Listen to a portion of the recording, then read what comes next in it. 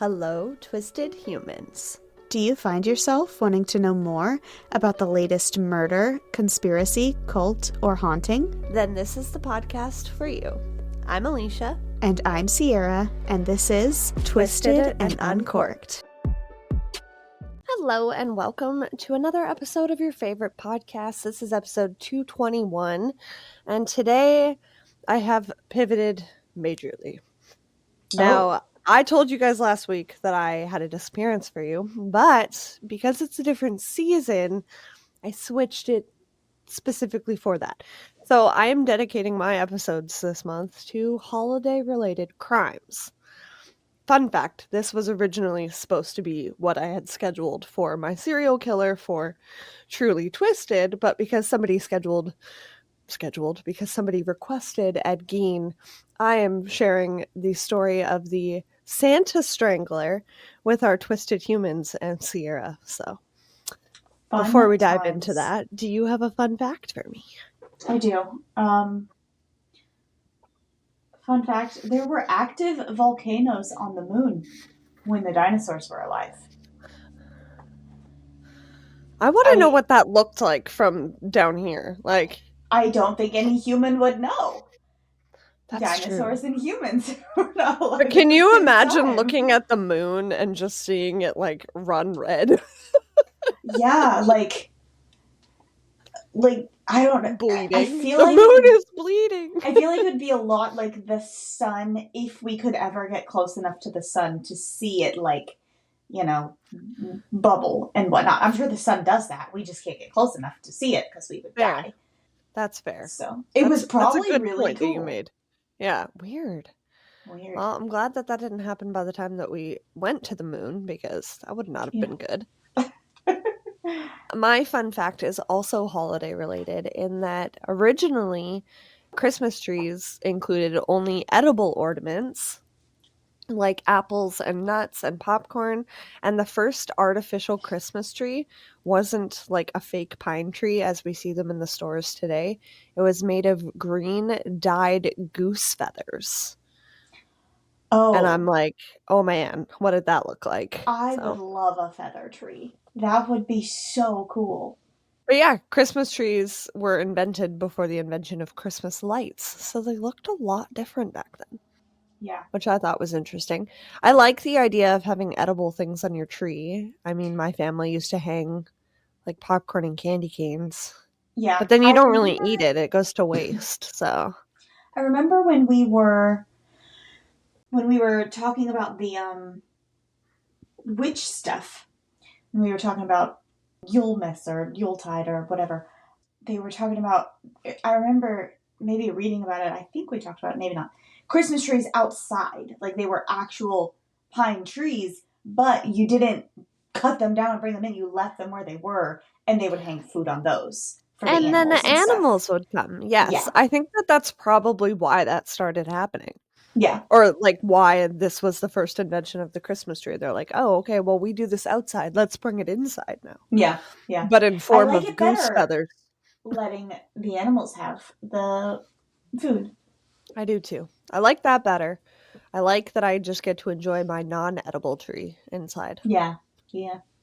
I'm cool with that. And speaking of enjoying things that are edible, today's beverage is also holiday related in that it's a naughty Santa. Oh. So mine's not naughty. Mine's a virgin Santa. So mine and Kevin's new favorite seasonal drink is something that we discovered on TikTok, which is a mix of 2/3 eggnog and 1/3 to more than that if you want a little more Dr. Pepper, but that's how we made it. And then you finish it with cinnamon. And if you're feeling extra naughty, you can put spiced rum in there. And I will say that the spiced rum makes a big difference in this beverage. It is very tasty with and without, though. So I just like that little kick in it because eggnog is super sweet. And then I use Diet Dr. Pepper. And then I just garnished it with cinnamon, and it's delicious. I also have Diet Dr. Pepper. Can I see yours? Friends, Alecia likes to do this thing where she'll send me ingredients and call it a recipe. So I didn't know how much of each thing to make I thought until that I this very said that. moment. Um, I'm sorry. it's okay. So So I mine Googled bubbled it. up to the top and it looked really pretty until about 10 minutes ago. Well, I Googled Naughty Santa, Dirty Santa, Eggnog, Dr. Pepper, trying to figure out how much of each. The only recipe that I found said to do a cup of Dr. Pepper with like a tablespoon of eggnog on top. So mine doesn't have very much eggnog in it. However, I did bring extras. She came prepared because she knows me. All right, that's good. I'm gonna drink this and then make it the right way. I'm sorry. I'm the worst. In my defense, yes, I am normally like this, but Kevin had been making them for us this whole time. I only recently found out for the purpose of my notes. So I thought that I had sent it to you, but apparently I'm just a naughty Santa myself. I'm sorry. But it is very tasty. So if you guys want to try it this holiday season, I would encourage that you do that. We are bringing it as our Christmas drink for my family this year with the rum. But I am rum free today because I work at the restaurant in 3 hours. And that would be frowned upon. So if Sierra's episode, why can't am I okay? Like, I don't think I should read these notes today. If my intro has been any sign of how today is going, I am on day 4 of 6 doubles and it's not going well, clearly. So before, Sierra's microphone might have sounded a little bit off to everybody, in that it was another planet away from her.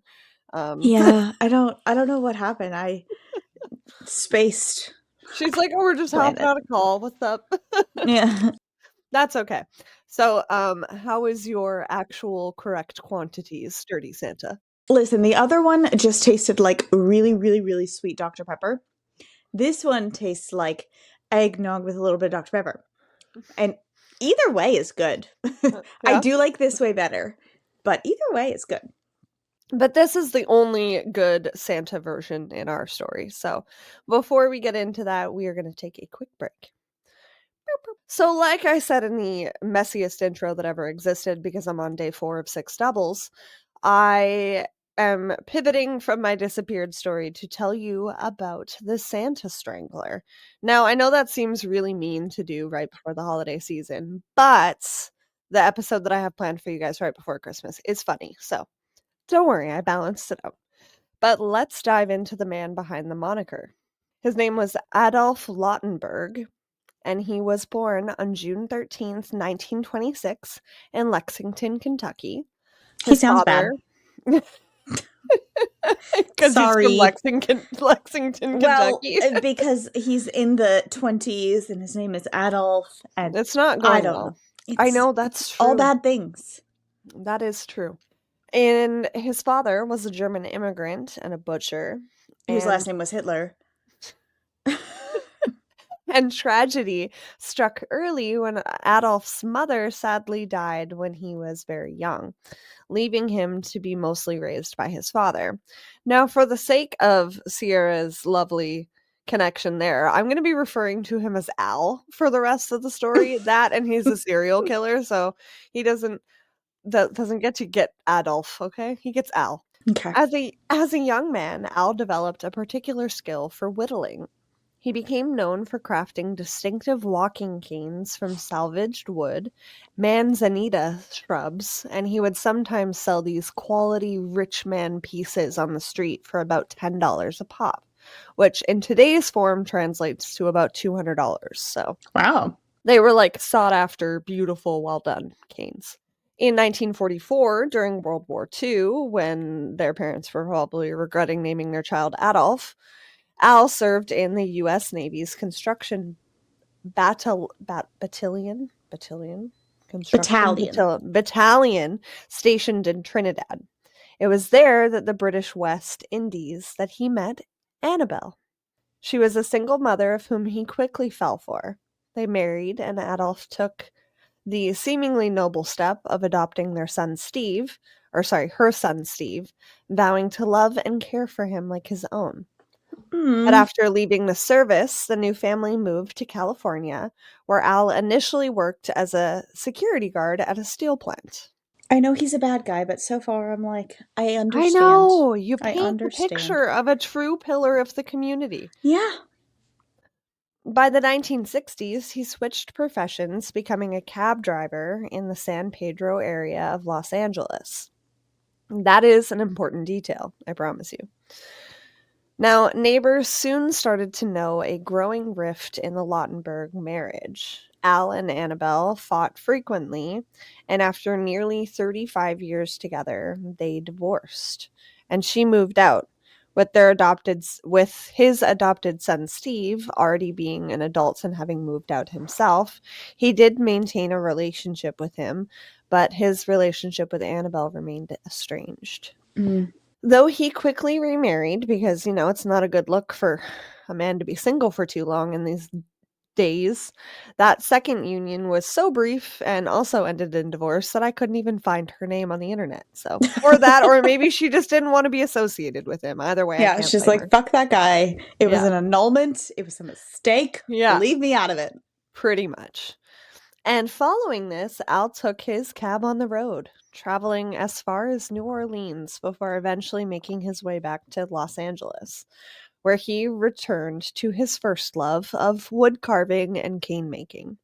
Now, taken together, these details paint a portrait of a man who outwardly tried to lead a modest, quiet life. He was a war veteran, a craftsman, a cab driver, and a family man.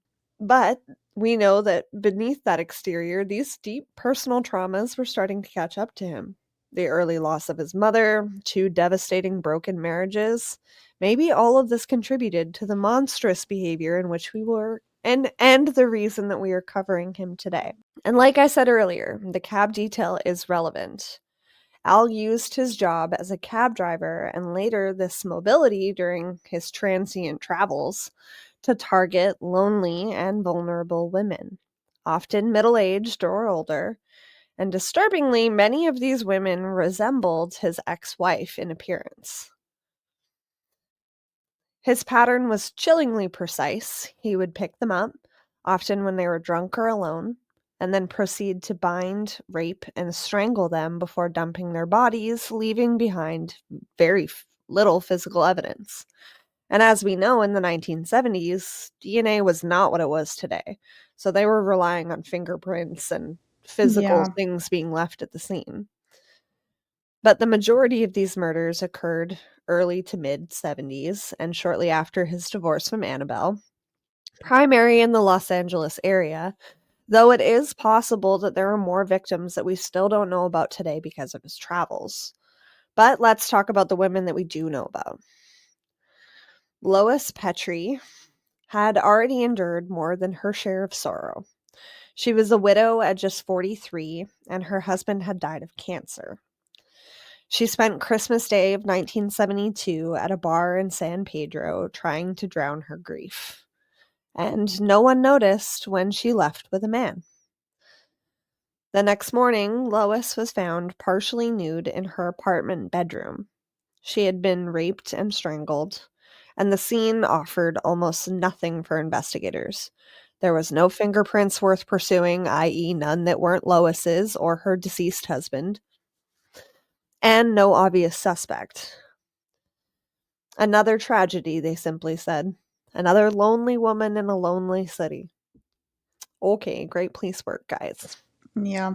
Catherine Medina, 2 years later, went missing on a hot August evening in 1974. She had gotten into a fight with her husband earlier that evening at a San Pedro bar, and she was furious. She left before he could calm her down, and he ended up going home alone. Witnesses saw her climb into a stranger's cab.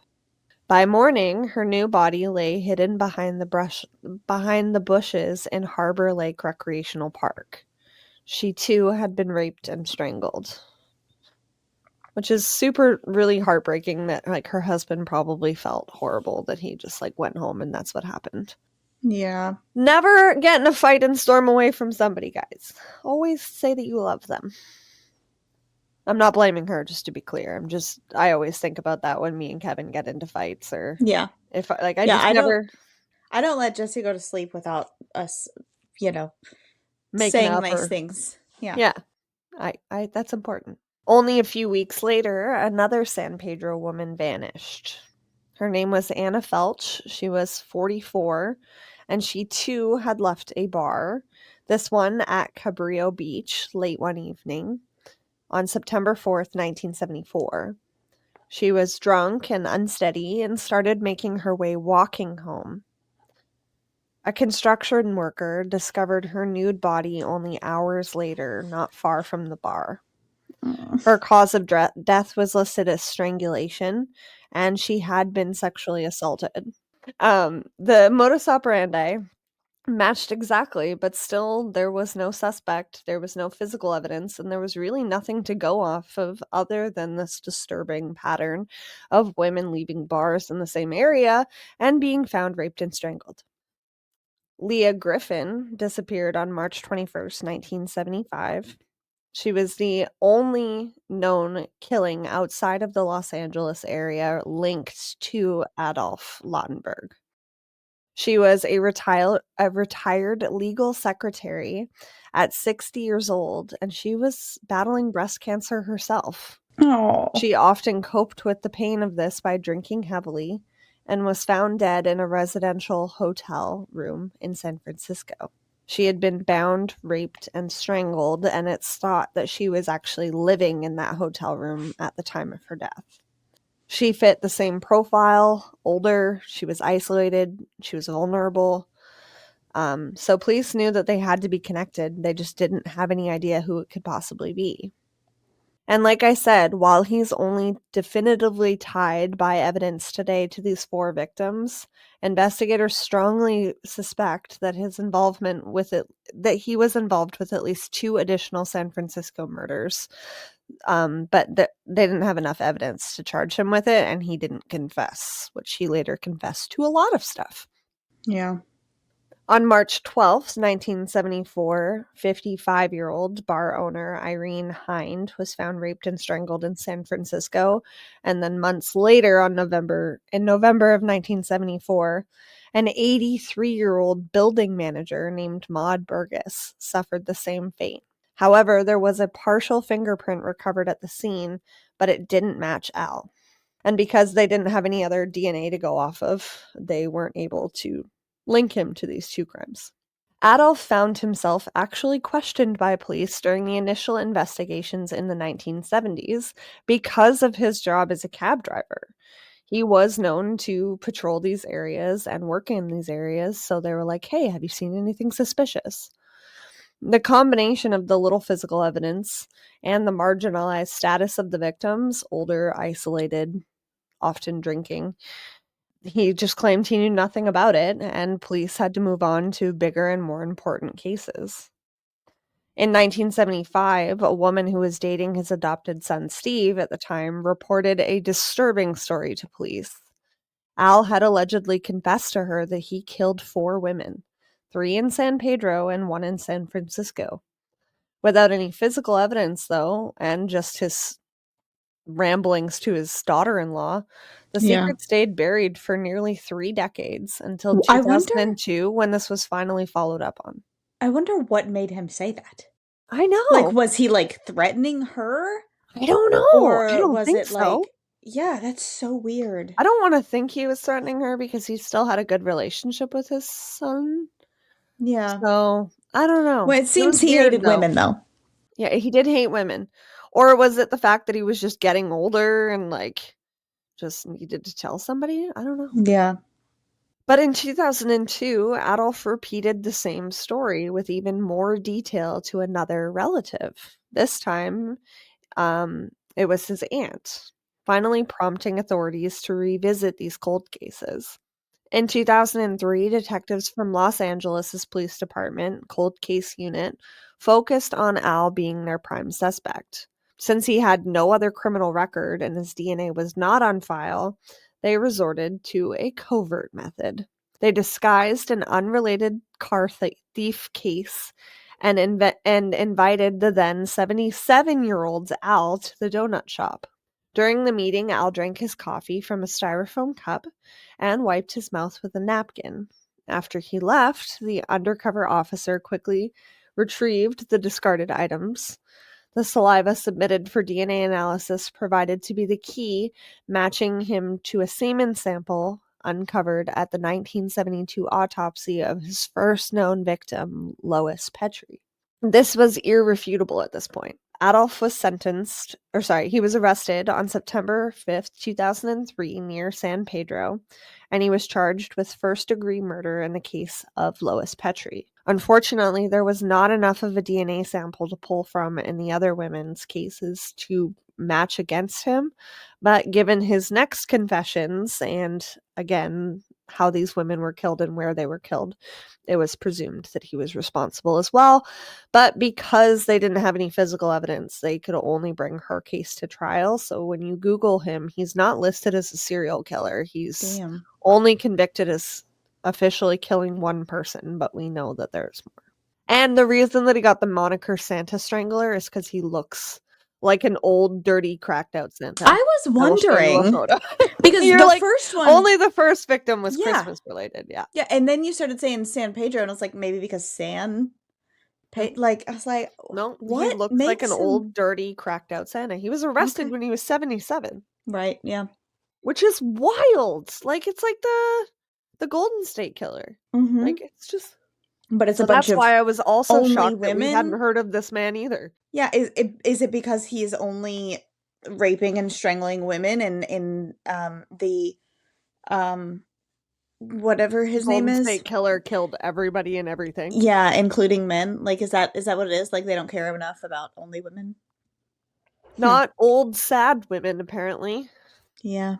It's real fucked up.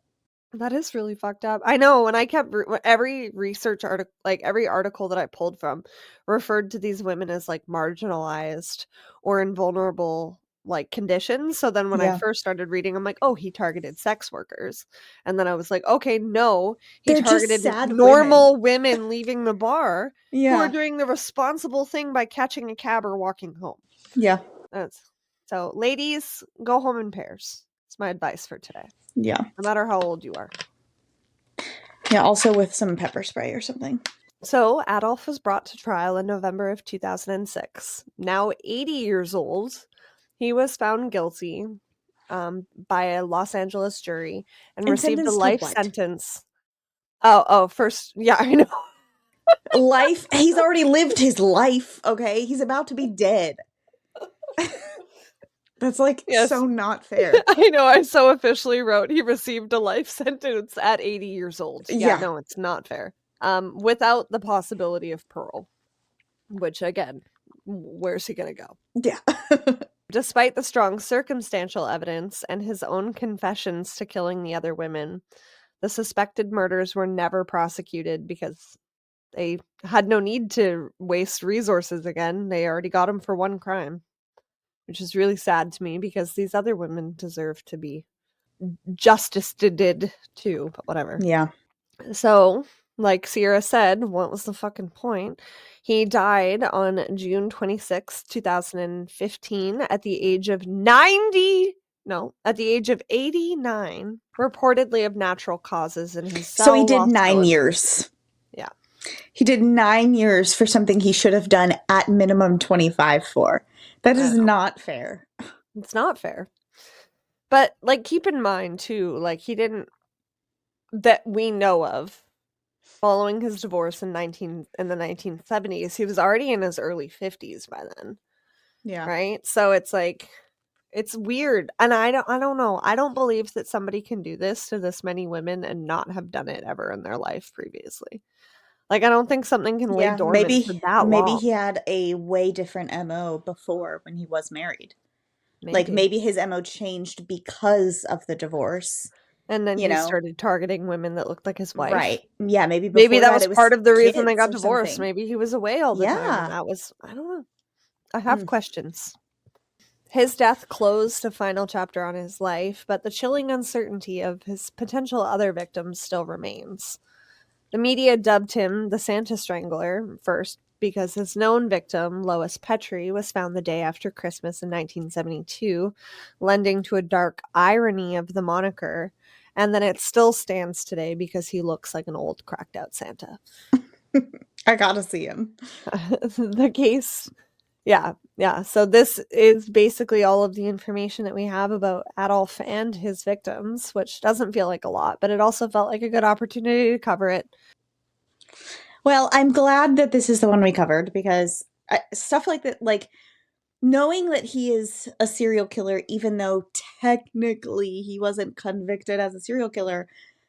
Yeah, like I like that because think of all of the lists of serial killers that are out there. The ones where, oh, where's the most serial killers in the world? Like we covered with Nick on Tennish. Like this guy isn't even on that list because he wasn't convicted of it. I'm sure there are more like this, unfortunately. Like That's a the terrifying technicalities. statistic if you go back to Yes. that episode too. Oh Yeah. God. And because of some technicality, he's not even considered a serial killer. Yes, he fucking is. He's a terrible human. Well, that and it's frustrating too that I understand DNA evidence only concretely linked him to one person, but he confessed to killing the others. The timeline fits the others. Yeah. I feel like if they had brought that up in trial, I feel like he would have been found guilty on 4 counts. Yeah. But Yeah, who knows? especially Maybe nowadays people can get convicted and there's no body. yeah, So maybe for surely no prosecutors that was DNA. too risky. I want to think that that was maybe Yeah. their thought process and him getting away with all of it rather than charging and convicting him of one crime and Right. then if that's found not guilty having stuff to fall back on. I know from past cases that we've researched that that's a consideration. I just want to hope it's not because they were like, they already got him. Like these women don't Right. matter because they were older. Like the one woman, the building manager that he's thought to have killed in San Francisco was 80 years old, like same age as him. And that's Yeah. the scary thing is because he's old and unassuming, Mhm. none of those women got into his cab thinking that that was going to be their night, I'm sure. Yeah. And it's scary because I keep hearing of like more and more things happening with like Ubers and Yeah. ride shares and stuff. So just like always share your location, carry something with you, alarms, bear spray, pepper spray. I don't know. Stay safe, guys. Go home in pairs, especially this holiday season. So that is my story. Now I have something to share with you that's holiday related. But first, I would like to remind all of you to leave us 5 stars wherever you're listening now. It really is the best way to spread the word. Okay, thank you. Look at my advent calendar. Nice. Kevin got it for me, and it's Friends themed. If anyone's shocked for our non YouTube watchers, this one keeps falling out. Something heavy is in there. It looks like it's as thin as a book. It is. What's in So the them? things that I have gotten so far is a little Christmas ornament of the door frame around Monica's door, Yeah. like the framed thing around her peephole. That was so a terrible explanation. Everyone knows what it was. Everyone knows. I got a little pin that has Marcel on it. Oh. A monkey. I got stickers that say "You are my lobster" and "Pivot, pivot, pivot." Mhm. And I got Christmas present tags that are like Friends themed, like to and from. Yeah. So far, so that's day 4. I'll let you know what day 5 is. I like it. But it's so cute, and it's funny that he got me this because it came 2 days ago, so I got to open 2 on the first day. Mm. And Kevin just like threw it at me, and I was laughing because I almost got you an advent calendar a few years ago that was Gilmore Girls themed and Yeah. styled the same way. But Yeah. I was nervous because it was through an Instagram ad, and I was like, "Is this like a scam?" Sierra's just gonna get a bunch of crap. So then I got you the witch one instead. Right. That one was good. I was just about to tell you about one. Let me see if I can find it. That someone got in the Gilmore Girls fanatic group that I'm in, an advent calendar, Gilmore Girls advent calendar, and it is so rough. Hang on, let me see if I can find it. It doesn't like it says Luke's Dinny instead of diner. It says my Rory God. Inn. It says GLMR for Gilmore Girl. Like it's so bad. I'm so like they glad I ordered didn't it get off that of. for you. I mean, it's not necessarily the one that you were looking at, but it's just. But it could have been. Yeah, it just goes to show that like people will really try and scam you. I can't find it right now, but I That's saw that post and I terrible. was like, oh, that sucks. Like, I would be so upset. I think Kevin got that one from Amazon, so we know that Amazon Yeah. at least stands by the products that they sell. Right. Yeah. They'll at least Even give you a though refund. they start charging you now to return shit, at least here. Yeah. Some of the items on my list now says not available for refunds. And I'm like, why would I order it then? Like, how do I know if it's going to be a piece of shit and I'm not allowed to return it? Like, what the fuck? Maybe Amazon is like, okay, people order shit from us and return it all the time. No more. Yeah, I don't know. I It don't makes me like that. nervous. I don't know. Me and Kevin ordered Christmas decorations on Amazon, and the ones that like it just didn't fit and didn't look right, and like it was Yeah. kind of ugly and cheap looking. So I went to go return it, and they took like $12 back or something, and I was like, "Fuck you!" Like, Yeah. Yeah, so it's not like you because so a lot of things that you order on Amazon, if you call Amazon and you tell them it's wrong, they're like, "Oh, yeah, we'll send you a new one." But yeah, they don't even expect you to return it. If yeah. I'm returning it, you should give me the whole fucking I know, money back. I know. That's my Amazon hot takes moment Ugh, here. fuck Amazon. Fuck Amazon. But on that note, do On you have that note, anything fun to share that's not budget Gilmore Girls related? I do. So, I had a Thanksgiving trip and it was so much fun. We went four-wheeling and we went to Birmingham and explored and went to a bunch of thrift stores. It was so much fun. Anyway, when I was outside in the cold, my lips got really chapped. And so I went to get some chapstick and I got the Burt's Bees brand. I think it's called like cupcake or vanilla cupcake or something. I don't know. Something vanilla and cakey. My favorite is one that I can only ever find at the Dollar General for some reason. I don't know why. The Dollar General always has it at the counter, and it's Carmex cupcake batter. And so I was like, this one's got to be, close. It's Burt's Bees, it's healthy, whatever. It's not the same, okay? It's fine, but it's not the same. And I went to the dollar store the other day, and I found my Carmex. My Carmex cupcake batter. There we That's go. With the hilarious blue lid. that's your chopstick of choice. This is the best chapstick out there. I am telling you, it immediately heals me and it smells good and it doesn't have an aftertaste. I hate when chapstick has an aftertaste because it's on my fucking lips. I can taste it. This one, it doesn't have a taste. It's just perfect. So, and it has SPF in it. SPF 15. I didn't even know that. That's just an added bonus. That's just an added bonus. Maybe don't eat it. You know, like probably when a we bad were thing to eat, kids and we but used to get the smackers or yeah, whatever watermelon and that's the candy first flavors. thing Sissy does every time she puts The on chapstick. Coca-Cola one. She's fucking 13 years old, and to this day, every time she puts on chapstick or lip balm, lip gloss, lipstick, the first thing she does is, it doesn't taste that bad, or whatever. I'm like, you're not supposed to taste it. Goof. I actually have yet to find a chapstick that I like, and I don't have a Dollar General, and I've never heard of Carmex, so you might have to buy me one next You've time you never go heard there. of Carmex? No. Oh my gosh, Carmex is like probably the most well-known brand of chapstick in America. No. Usually it's liquid form. You like squeeze it out onto I your hate finger and put it yeah. on. But they do sell it in chapstick tubes, and that's what I like. Yeah, I like that too. It works so well. The Burt's Bees like all natural one, like the original one that kind of makes your lips tingle. I like that one, but that's super expensive. So the one that I'm currently using is Sunbum, and it's passion fruit flavored, and it's not my vibe. Yeah. It does have a gross aftertaste. I want to know the full ingredients because I'm sure this is actually really terrible for me. Looking at it, it has the two like worst sunscreen ingredients in it.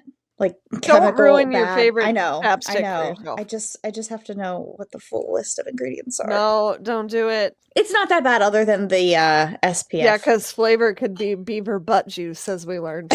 So. Hey, at least that's natural. Flavor can also be fucking literal poison. Well, on that note, I'm going to go get my chapstick as well because it has been cold as fuck here. I'm glad you had fun though. I And I'm did, yeah. glad you were able to find your desired chapstick. We will see you next week for Sierra's I don't know. some sort of episode.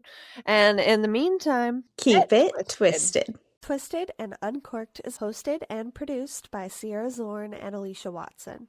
If you like the show, don't forget to leave a 5-star rating and review wherever you are listening now. It really is the best way to spread the word.